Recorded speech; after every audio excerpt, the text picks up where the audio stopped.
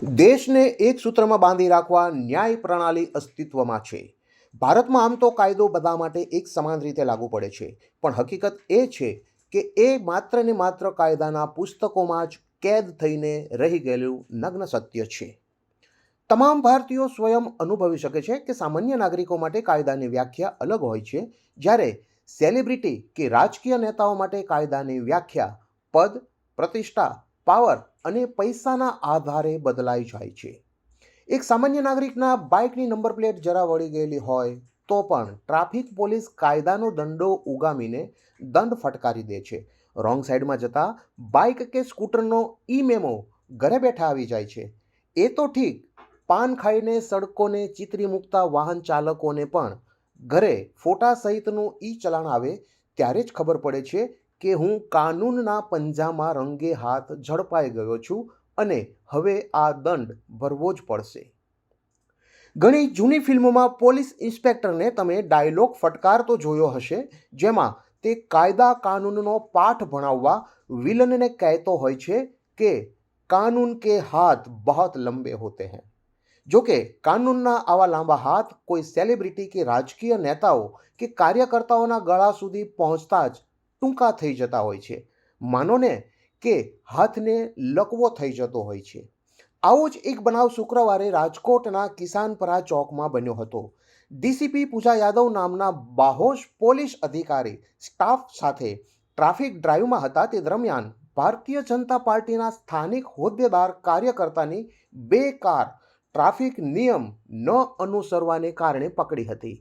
થોડી જ વારમાં નજીક ચાલતા એક કાર્યક્રમમાંથી ભારતીય જનતા પાર્ટીના કાર્યકર્તાઓ ખભે ભાજપનો ખેસ પહેરીને આ મહિલા પોલીસ અધિકારી સાથે તર્ક વિતર્ક કરવા પહોંચી ગયા હતા.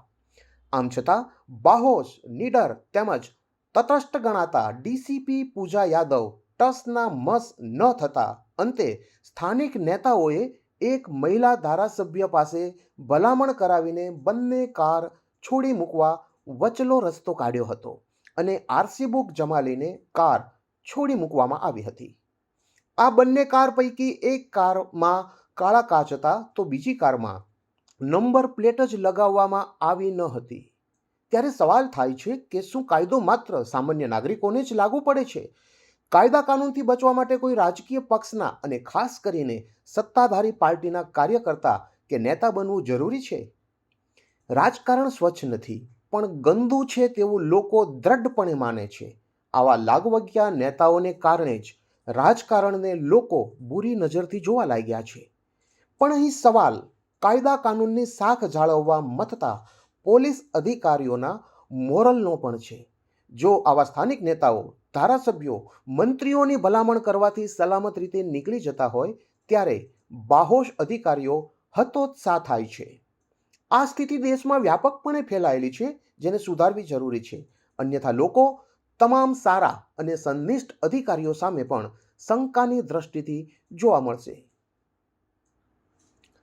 આ મામલો અખબારો અને સોશિયલ મીડિયામાં સામે આવતા જ જે મહિલા ધારાસભ્યએ ડીસીપીને ભલામણ કરી હોવાનું કહેવાય છે એ ડૉક્ટર દર્શિતાબેન શાહે મીડિયા સમક્ષ ખુલાસો કર્યો હતો કે મેં કોઈ ભલામણ કરી ન હતી, પણ માત્ર માર્ગદર્શન જ માંગ્યું હતું કે આ બનાવમાં શું થઈ શકે તેમ છે.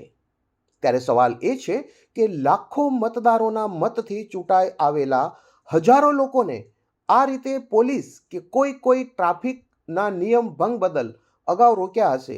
એવા કેટલા મતદારો માટે ધારાસભ્ય ડૉક્ટર દર્શિતાબેન શાહે પોલીસ પાસે માર્ગદર્શન માંગ્યું છે? આ તો ભારતીય જનતા પાર્ટીના કાર્યકર્તાઓ હતા, એટલે જ ધારાસભ્યને પોલીસ પાસે માર્ગદર્શન માગીને વચલો રસ્તો કાઢવા કે કાયદા મુજબ સરળ રસ્તો કાઢવા જણાવાયું હતું. પણ પોતાના કેટલા મતદારો માટે ધારાસભ્યએ અત્યાર સુધી કાયદાની મર્યાદામાં રહીને વચલા રસ્તા કરાવ્યા છે એ તેઓએ જણાવવું જોઈએ. સાંભળો ધારાસભ્ય ડૉક્ટર દર્શિતાબેન શાહ આ કેસ સંદર્ભે શું કહે છે. કાર્યકર્તાઓએ અમને ભલામણ કરી કે વરસાદના દિવસો છે, શનિ રવિનો સમય છે, તો જો જે કાંઈ પણ આમાં જોગવાઈ થઈ શકતી હોય તો એ માટે કદાચ જો થઈ શકે તો અમને સારું પડે.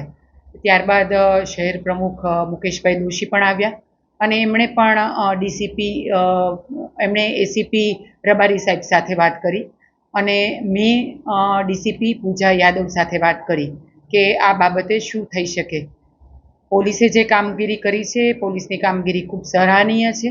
રાજકોટનો એકમાત્ર પ્રશ્ન એ ટ્રાફિકનો પ્રશ્ન છે અને એ સંદર્ભે પોલીસે જે કંઈ પણ કામગીરી કરી છે એ કામગીરી સંદર્ભે મારે ડીસીપી પૂજા યાદવ સાથે વાત થઈ હતી કે આ જે 2 કાર ડિટેન થઈ છે એમાં શું થઈ શકે.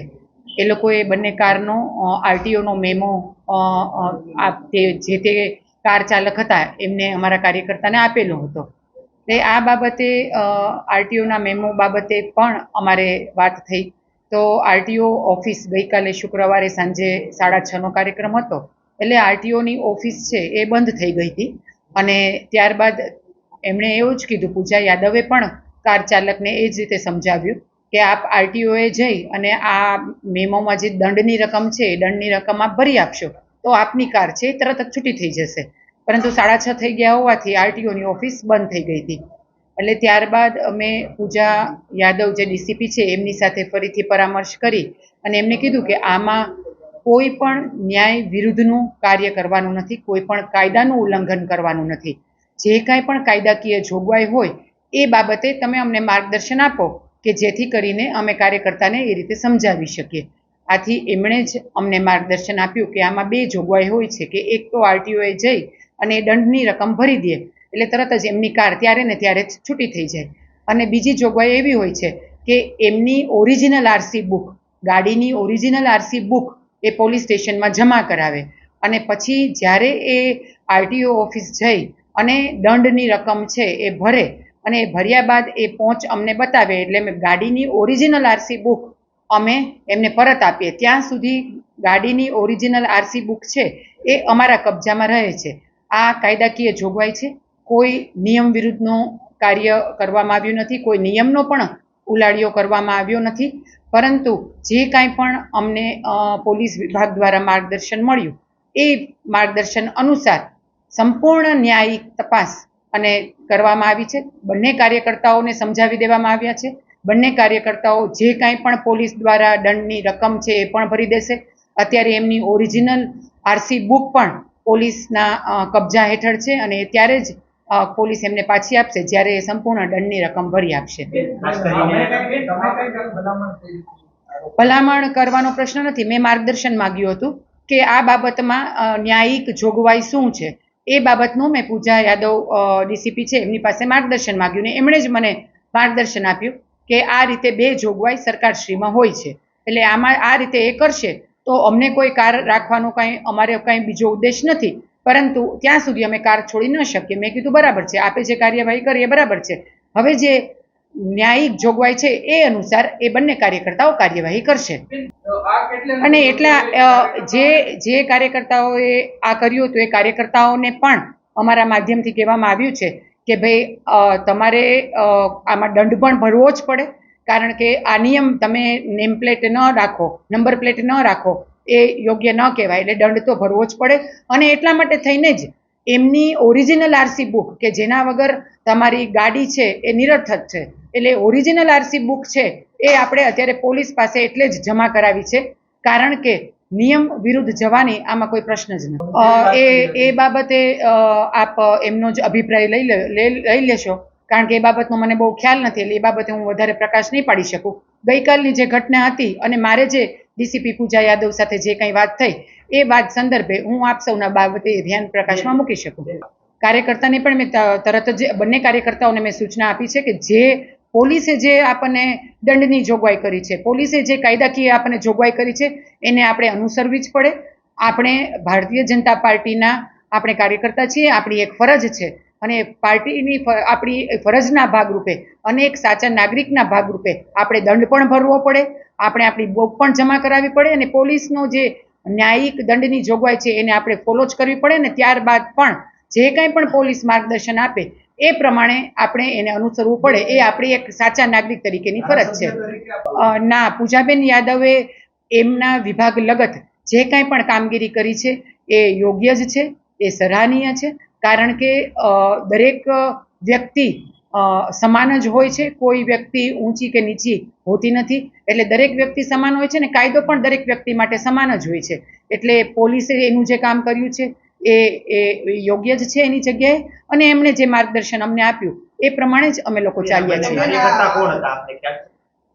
આ બંને અમારા ભારતીય જનતા પાર્ટીના કાર્યકર્તાઓ હતા, અને એ બંને કાર્યકર્તાઓ બક્ષીપંચ મોરચાના કાર્યક્રમમાં ગઈકાલે ત્યાં આવેલા હતા. દરેક કાર્યકર્તાઓ, એમાં હું હોઉં કે બીજો કોઈ પણ કાર્યકર્તા હોય, આપણે જે કાંઈ પણ સરકારશ્રીના ટ્રાફિકના નિયમો છે એને આપણે અનુસરવા જોઈએ એવું હું પોતે પણ સ્પષ્ટપણે માનું છું. અને એટલા માટે થઈને જે કાંઈ પણ કાર્યકર્તા અમારા હોય છે એ હંમેશા આ બાબતે હંમેશા સાથ સહકાર સરકારને, પોલીસ વિભાગને અને દરેક જગ્યાએ આપતા હોય છે. ક્યારેક કાર્યકર્તાથી આવી નાની મોટી ચૂક થઈ જતી હોય છે તો એના બાબતે પોલીસ દ્વારા જે કંઈ પણ દંડની જોગવાઈ કરી છે એ ઇલાકો ભોગવવા માટે તૈયાર છે.